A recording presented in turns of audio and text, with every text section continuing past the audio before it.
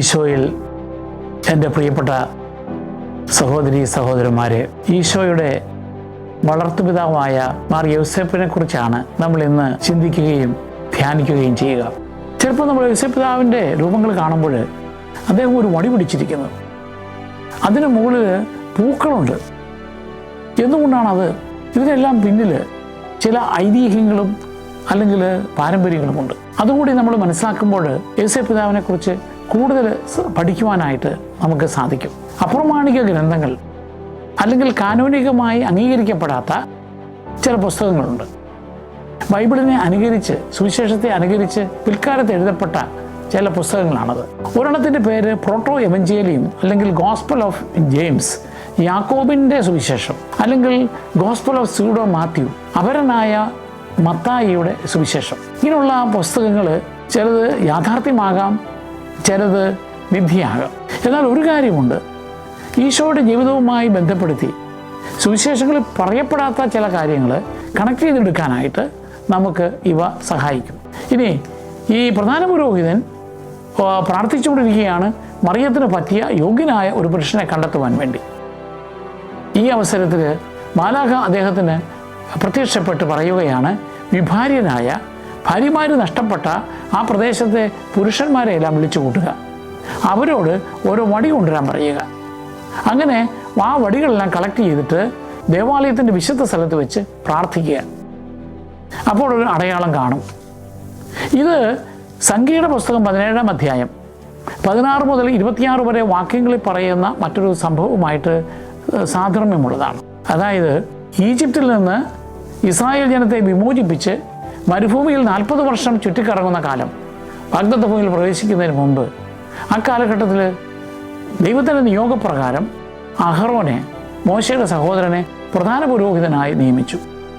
അത് ഇസ്രായേൽ ജനത്തിൽ പലർക്കും എതിർപ്പുണ്ടായി. അങ്ങനെ മോശയ്ക്കെതിരായിട്ട് അവർ പരാതി പറഞ്ഞപ്പോൾ മോശ ദൈവത്തോട് ഈ കാര്യം ഉണർത്തിച്ചു. അപ്പോൾ ദൈവം പറഞ്ഞു, ഇസ്രായേലിലെ 12 ഗോത്ര തലവന്മാരെ വിളിച്ച് അവരുടെ വടികൾ കൊണ്ടുവരാൻ പറയുക, അതോടൊപ്പം തന്നെ അഹ്റോൻ്റെ വടിയും. അത് ദേവാലയത്തിൽ വെച്ച് വിശുദ്ധ സ്ഥലത്ത് വെച്ച് പ്രാർത്ഥിക്കുക. അങ്ങനെ ചെയ്തു കഴിഞ്ഞ് പിറ്റേ ദിവസം അഹ്റോൻ്റെ വടിയുടെ അറ്റം പുഷ്പിച്ചു. അവിടെ ആൽമണ്ട് ഫലങ്ങളും ഉണ്ടായി. അതിലൂടെ ഇസ്രായേൽ ജനത്തിന് മനസ്സിലായി, അഹ്റോനാണ് ദൈവത്താൽ തിരഞ്ഞെടുക്കപ്പെട്ട പ്രധാന പുരോഹിതൻ. ഇതുപോലെ പ്രധാന പുരോഹിതൻ നിർദ്ദേശിച്ച പ്രകാരം ഈ വിഭാര്യരായ പുരുഷന്മാർ അവരുടെ വടികൾ കൊണ്ടുവന്ന് പ്രാർത്ഥിച്ചപ്പോൾ യൗസേപ്പിൻ്റെ വടിയും ഉണ്ടായിരുന്നു. ആ വടി തിരിച്ചു കൊടുത്തപ്പോൾ യൗസേപ്പിൻ്റെ വടിയിൽ ഒരു പ്രാവ് അതിൽ നിന്നും ഉണ്ടാവുകയും അത് യൗസേപ്പിൻ്റെ തലയിൽ വന്നിരിക്കുകയും ചെയ്തുവെന്ന ഒരു പാരമ്പര്യം. മറ്റൊരു പാരമ്പര്യം, യൗസേപ്പിൻ്റെ വടി പൂത്ത് ലില്ലിപ്പൂക്കൾ ഉണ്ടാകുന്നു. അതോടൊപ്പം തന്നെ അതിൽ യൗസേപ്പിൻ്റെ ശിരസിൽ അല്ലെങ്കിൽ ആ വടിയിൽ ഒരു പ്രാവ് വന്നിരിക്കുന്നു.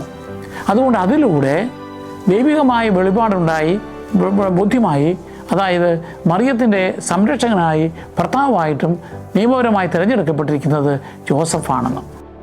അതുകൊണ്ടാണ് യൗസേപ്പിതാവിൻ്റെ രൂപങ്ങളിലോ ചിത്രങ്ങളിലോ ഒക്കെ അദ്ദേഹം ഒരു വടി പിടിച്ചിരിക്കുന്നതും അതിന് മുകളിൽ ആൽമണ്ട് ഫ്രൂട്ട്സ് അല്ലെങ്കിൽ പൂക്കൾ നിറഞ്ഞു നിൽക്കുന്നതും നമ്മൾ കാണുക.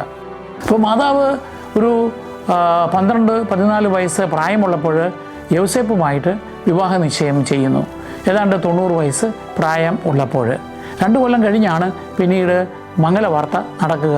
ഗബ്രിയേൽ മാലാഖ മറിയത്തോട് കാര്യങ്ങൾ പറയുക. അപ്പോൾ യോസഫിൻ്റെ റോള് എന്ന് പറയുന്നത് മറിയത്തെ ഉടമ്പടി പ്രകാരം വിവാഹം ചെയ്യുന്നുവെന്നേ ഉള്ളൂ, പക്ഷേ അവളുടെ ജീവനെ സംരക്ഷിക്കുവാനും അവളുടെ കന്യാത്വം നിലനിർത്തുവാനുമാണ്. അതോടൊപ്പം തന്നെ യൗസേപ്പും ഒരു വ്രതവാഗ്ദാനം ചെയ്തിട്ടുണ്ട്, തൻ്റെ വിഭാര്യനായി കഴിഞ്ഞപ്പോൾ ഇനി മേലിൽ ഞാൻ ദാമ്പത്യ ബന്ധത്തിലോ ലൈംഗിക ബന്ധത്തിലോ ഏർപ്പെടുകയില്ല, സെലിബസി പാലിക്കും എന്ന്.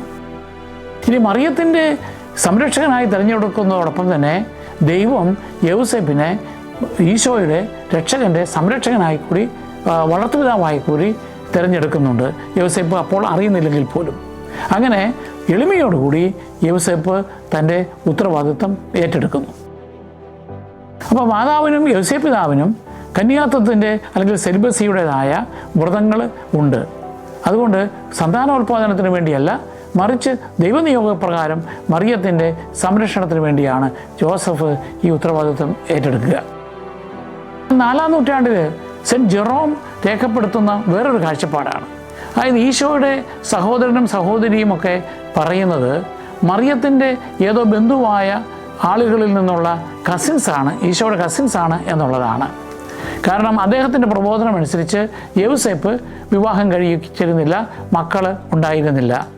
കാരണം ജെറോമിൻ്റെ കാഴ്ചപ്പാടനുസരിച്ച് യൗസേപ്പ് പിതാവിന് ജീവിതകാലം മുഴുവനും നിലനിൽക്കുന്ന ചാസ്റ്റിറ്റിയുടെ വ്രതം എടുത്തിരുന്നു എന്നുള്ളതാണ്. ഇനി ഈ മറ്റ് അഡോപ്റ്റഡ് ചിൽഡ്രനിൽ നിന്ന് വ്യത്യസ്തമായിട്ട് ഈശോയ്ക്ക് ഒരു മനുഷ്യരായിട്ടുള്ള ഒരു പിതാവില്ല. അതുകൊണ്ട് യൗസേപ്പ് പിതാവും ഈശോയും തമ്മിൽ വളരെ ഇൻറ്റിമേറ്റ് ആയിട്ടുള്ള ഒരു ബന്ധം ഉണ്ടായിരുന്നു.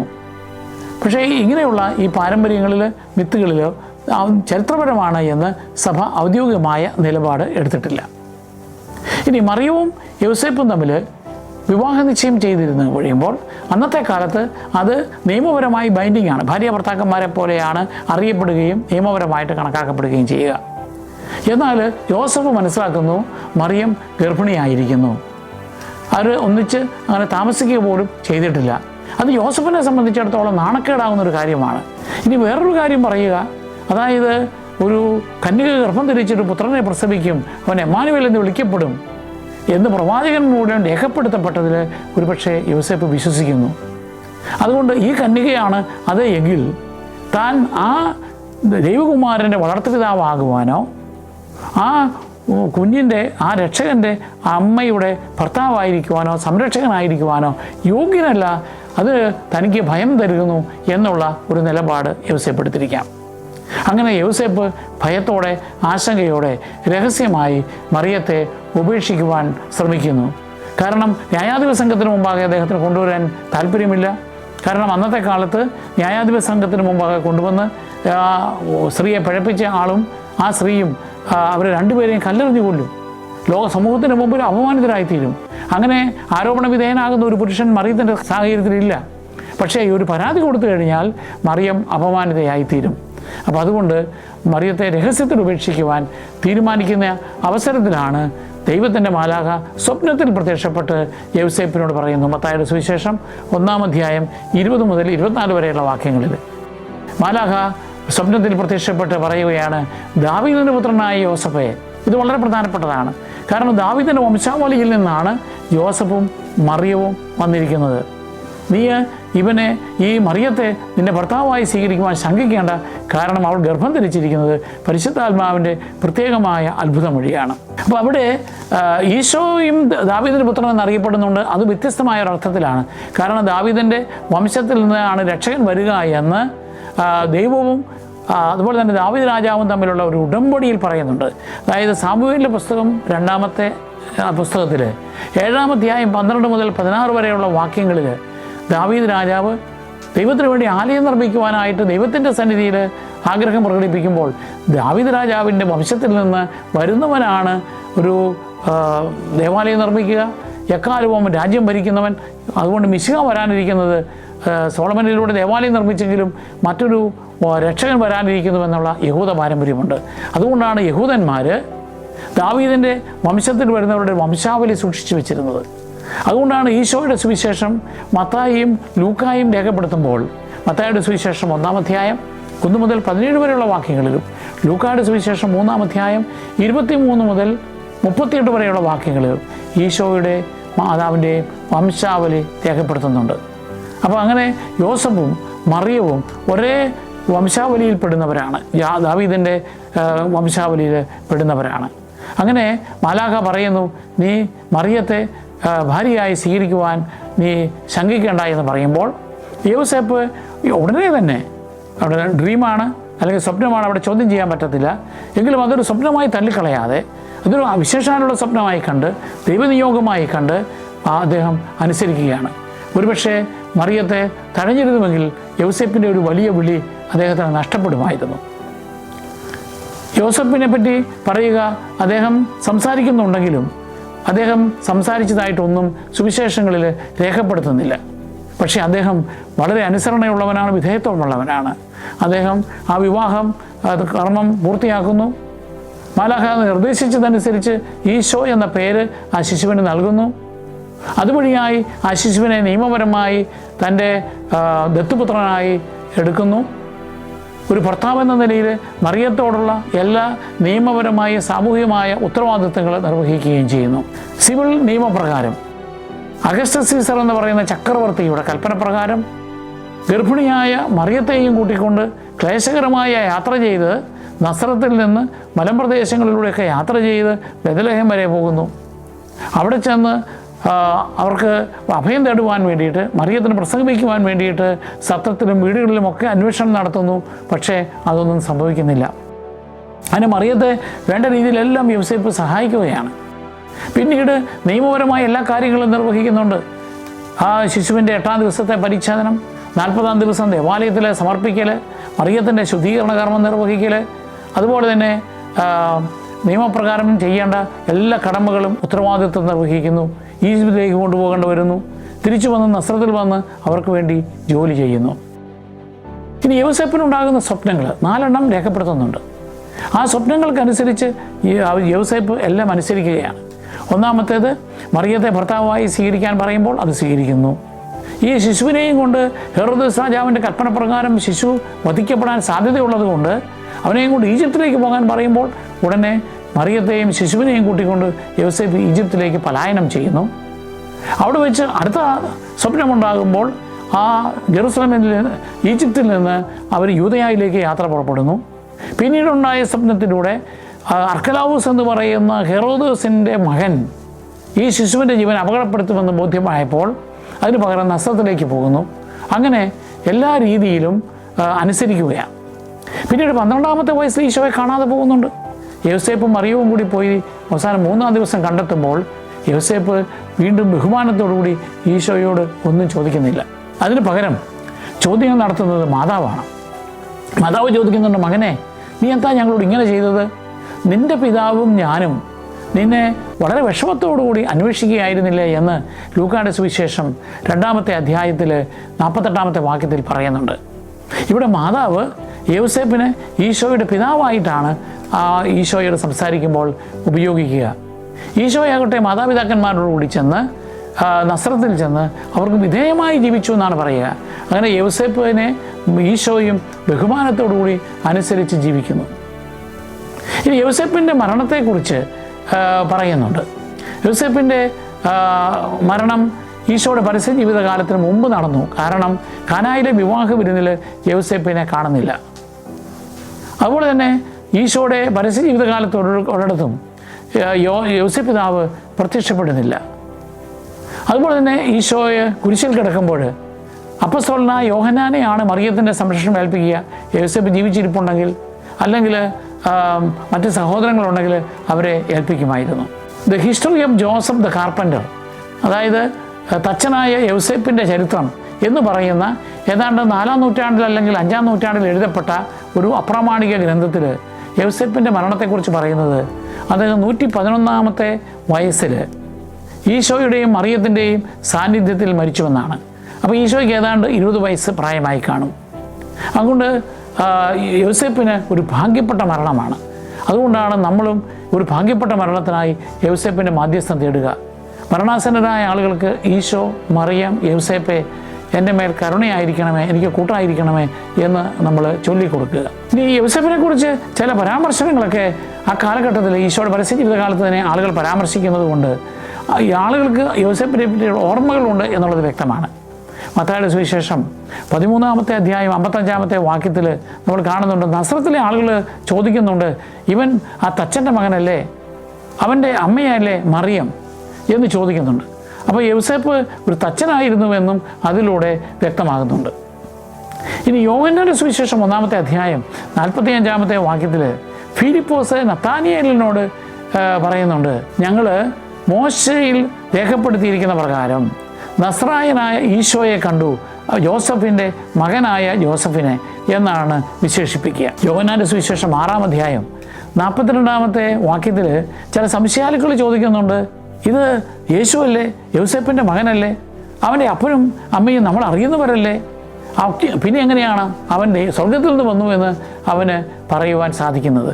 അങ്ങനെ ഈശോയുടെ പരസ്യ ജീവിതകാലത്ത് തന്നെ യൗസേപ്പിനെ പറ്റി ആളുകൾക്ക് അറിവുണ്ട്. ഒരുപക്ഷെ യൗസേപ്പിൻ്റെ തന്നെ മകനാണ് എന്ന് അവർ വിശ്വസിച്ചിരിക്കാം. ഇനി യൗസേപ്പിൽ നിന്ന് ചില നല്ല കാര്യങ്ങൾ നമുക്ക് മനസ്സിലാക്കാൻ സാധിക്കും. ഒന്ന്, അദ്ദേഹം നീതിമാനായിരുന്നു, അദ്ദേഹം അനുസരണയുള്ളവനായിരുന്നു, അദ്ദേഹം ജെറുസലേമിൽ പോയി എല്ലാ യഹൂദ നിയമങ്ങളും അനുസരിച്ചിരുന്നു, അദ്ദേഹം കരുണ കാണിച്ചിരുന്നു, അദ്ദേഹത്തിൻ്റെ അദ്ദേഹം അനുസരിക്കുന്നതിൻ്റെ ഭാഗമായിട്ടാണ് ഓരോ സ്വപ്നങ്ങൾ ഉണ്ടാകുമ്പോഴും അതിനനുസരിച്ച് അദ്ദേഹം പ്രവർത്തിച്ചിരുന്നത്. സഖറിയായെ പോലെ ചോദ്യങ്ങൾ ചോദിക്കുന്നില്ല, മറിച്ച് സ്വപ്നത്തിലാകുമ്പോൾ ചോദിക്കാനും പറ്റത്തില്ല, എങ്കിലും എല്ലാം അനുസരിക്കുകയാണ്. അദ്ദേഹം ഈശോയെ തൻ്റെ നിയമപരമായിട്ട് തന്നെ തൻ്റെ വളർത്തുമകനായിട്ട് എടുക്കുകയും അംഗീകരിക്കുകയും സംരക്ഷിക്കുകയും ചെയ്യുകയാണ്. സ്വർഗസ്ഥനായ പിതാവ് അങ്ങനെ യൗസേപ്പിനെ തൻ്റെ പ്രിയ മകനെ തന്നെ പോലെ തന്നെ പരിപാലിക്കുവാനായിട്ട് ഏൽപ്പിച്ചു കൊടുക്കുകയും ചെയ്യുന്നു. നിശബ്ദമായിട്ടുള്ള സേവനമാണ് യൗസേപ്പ് പിതാവിൽ നമ്മൾ കാണുക. അദ്ദേഹം അധികം ഉറക്കെ സംസാരിക്കുന്നൊരു വ്യക്തിയല്ല, മറിച്ച് എല്ലാം സഹിക്കുവാനും ധ്യാനിക്കുവാനും ഈശോയ്ക്കും മാതാവിനും വേണ്ടി എന്ത് ശുശ്രൂഷ ചെയ്യുവാനും അദ്ദേഹം തയ്യാറാകുന്നു. ഇനി പഴയ നിയമത്തിലെ ഒരു യൗസേപ്പും പുതിയ നിയമത്തിലെ യൗസേപ്പും തമ്മിൽ ഒരു താരതമ്യപ്പെടണം നടത്താൻ പറ്റും. കാരണം ഈ പുതിയ നിയമത്തിലെ യൗസേപ്പിനെ ഒരു പുതിയ യൗസേപ്പ് എന്ന് വിശേഷിപ്പിക്കാറുണ്ട്. കാരണം യാക്കോബിൻ്റെ മകനായിരുന്ന യൗസേപ്പിനെ ഈജിപ്തിലേക്ക് പോയിരുന്ന കച്ചവടക്കാർക്ക് വിൽക്കുന്നുണ്ട്. അങ്ങനെ ആ പഴയ നിയമത്തിലെ യൗസേപ്പ് ഈജിപ്തിലേക്ക് പോകുന്നു, പുതിയ നിയമത്തിലെ യൗസേപ്പും ഈശോയെയും കൊണ്ട് ഈജിപ്തിലേക്ക് പോകുന്നു. രണ്ടുപേരും മരണശേഷം തിരിച്ച് വാഗ്ദത്ത ഭൂമിയിൽ എത്തുന്നുണ്ട്. കാരണം പഴയ നിയമത്തിലെ യൗസേപ്പ് ഈജിപ്തിൽ വെച്ച് മരിച്ചെങ്കിലും തൻ്റെ മൃതശരീരം പേടകത്തിലാക്കി അത് വാഗ്ദത്ത ഭൂമിയിലേക്ക് കൊണ്ടുപോകണമെന്ന് പിൻതലമുറയോട് ആവശ്യപ്പെടുകയും അപ്രകാരം ചെയ്യുകയും ചെയ്യുന്നുണ്ട്. പുതിയ നിയമത്തിലെ യൗസേപ്പ് തീർച്ചയായും തിരിച്ച് നസ്രത്തിൽ വന്ന് തിരുക്കുടുംബത്തെ പരിപാലിക്കുന്നു. രണ്ട് യൗസേപ്പുമാരുടെയും പിതാക്കന്മാരുടെ പേര് യാക്കോബ് എന്നാണ്. രണ്ടുപേർക്കും അസാധാരണമായ സ്വപ്നങ്ങൾ ഉണ്ടാകുന്നുണ്ട്. രണ്ടുപേരും ധാർമ്മികത അങ്ങേയറ്റം കാത്തു പരിപാലിക്കുന്നുണ്ട്. പഴയ നിയമത്തിലെ യൗസേപ്പ് പോത്തിഫറിൻ്റെ ഭാര്യ പ്രലോഭിപ്പിക്കുന്നുണ്ടെങ്കിലും അതിന് അദ്ദേഹം വിധേയനാകുന്നില്ല.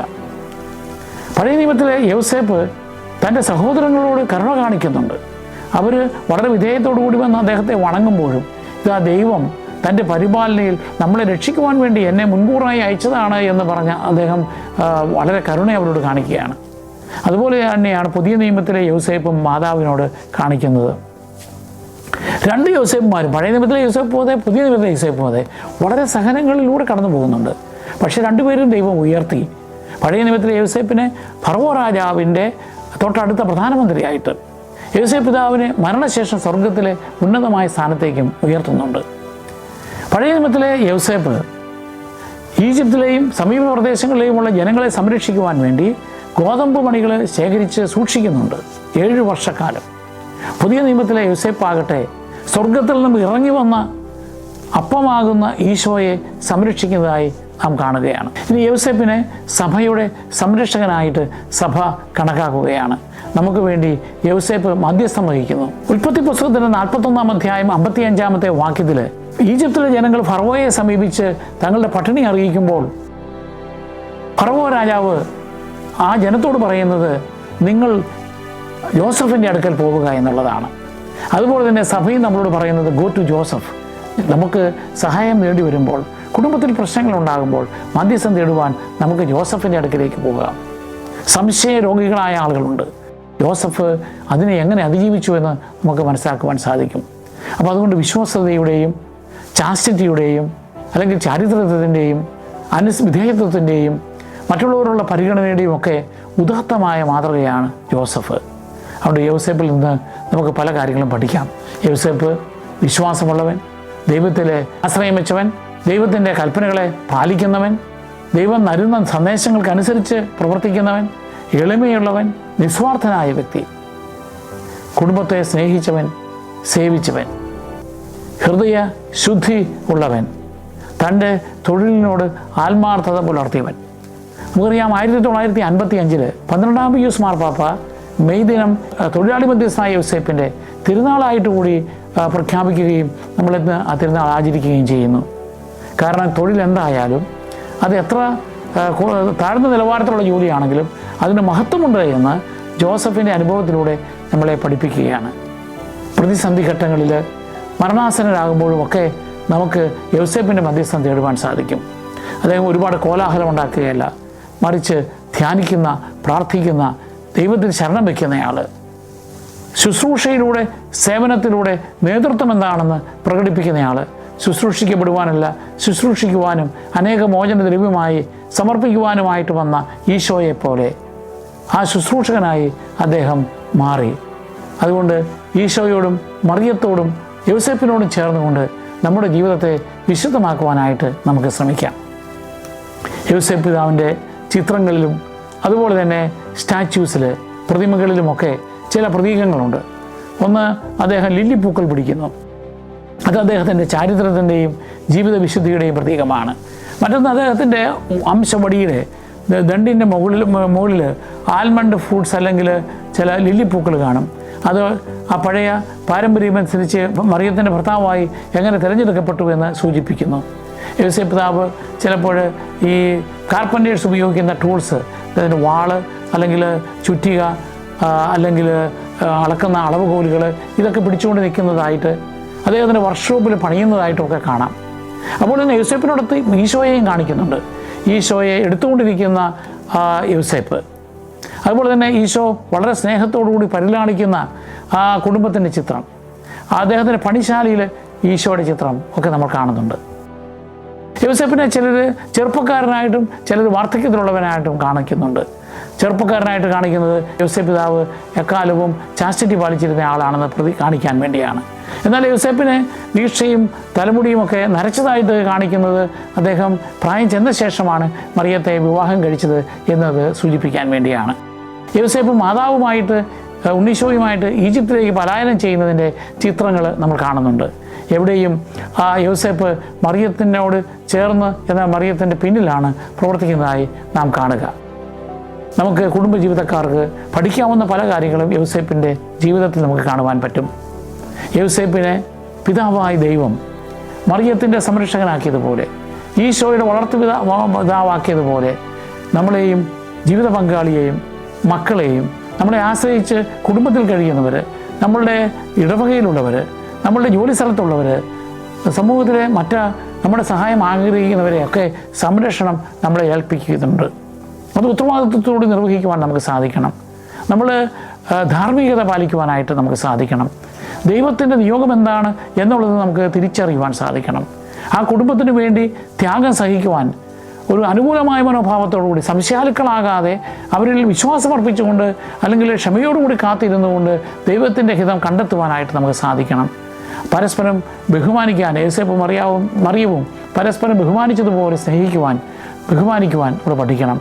ആ എളിമയും ആ സേവന മനോഭാവവും യോസേപ്പ് എങ്ങനെ പ്രശ്നങ്ങൾ പരിഹരിച്ചോ അതുപോലെ കുടുംബജീവിതത്തിലെ പ്രശ്നങ്ങൾ പരിഹരിക്കുവാൻ, യോസേപ്പ് എങ്ങനെ യഹൂദ നിയമങ്ങളും പ്രമാണങ്ങളും അനുസരിച്ചോ അതുപോലെ സഭയോട് ചേർന്ന് സഭയുടെ നിർദ്ദേശങ്ങൾ പാലിച്ചുകൊണ്ട് ജീവിക്കുവാൻ നമുക്ക് സാധിക്കണം. ഏത് തൊഴിലായാലും അതിലൂടെ ലഭിക്കുന്ന വരുമാനം എത്ര കുറവാണെങ്കിലും അതിനനുസരിച്ച് സംതൃപ്തിയോടുകൂടി അഴിമതിയില്ലാതെ ജീവിക്കുവാൻ നമുക്ക് സാധിക്കണം. സർവോപരി മരണാനന്തര ജീവിതത്തെ തിരുക്കുടുംബത്തോട് ചേർന്നുകൊണ്ട് നമുക്ക് പുൽകുവാനായിട്ട് സാധിക്കട്ടെ. നമുക്ക് ഒരു പ്രാർത്ഥനയോടെ അവസാനിപ്പിക്കാം. അല്ലയോ യോസേപ്പ് പിതാവേ, അങ്ങയുടെ വളർത്തുകുമാരനായ ഈശോയെ സംരക്ഷിക്കുവാനും മറിയത്തെ സംരക്ഷിക്കുവാനും സന്നദ്ധനായല്ലോ. ഞങ്ങൾക്ക് ഏൽപ്പിച്ചിരിക്കുന്ന കുടുംബങ്ങളെ, ഇടവക സമൂഹത്തെ, പാവപ്പെട്ടവരെ സ്നേഹത്തോടെ വിശ്വസ്തയോടുകൂടി സംരക്ഷിക്കുവാൻ വേണ്ട കഴിവും അതിനുള്ള സന്മനസ്സ് ഞങ്ങൾക്ക് നൽകണമേ. എളിമയുള്ള, അനുസരണയുള്ള ക്രൈസ്തവരായി ജീവിക്കുവാൻ ഞങ്ങളെ സഹായിക്കണമേ. ഞങ്ങൾക്ക് വേണ്ടി ഞങ്ങൾ വിശുദ്ധമായ ജീവിതം നയിക്കുവാൻ, ദൈവത്തിൽ ആശ്രയം വയ്ക്കുവാൻ ഞങ്ങൾക്ക് വേണ്ടി അങ്ങ് മധ്യസ്ഥം വഹിക്കണമേ. ഞങ്ങളുടെ കുടുംബങ്ങളെ, ഞങ്ങളുടെ ഇടവകകളെ, ഞങ്ങളുടെ തൊഴിൽ മേഖലകളെ, ഞങ്ങളുടെ യാത്രകളെ, ഞങ്ങളുടെ നിത്യജീവിതത്തിലേക്കുള്ള പ്രയാണത്തെ എല്ലാം അങ്ങയുടെ മുമ്പിൽ ഞങ്ങൾ സമർപ്പിക്കുന്നു. അങ്ങയിൽ വിശ്വാസം, അങ്ങയുടെ മധ്യസ്ഥത തേടിക്കൊണ്ട് ഈശോയുടെ പ്രിയപ്പെട്ട മക്കളായി ജീവിക്കുവാൻ ഞങ്ങളെ സഹായിക്കണമേ. നിത്യപിതാവും പുത്രനും പരിശുദ്ധാത്മാവുമായ സർവേശ്വര. ആമേൻ.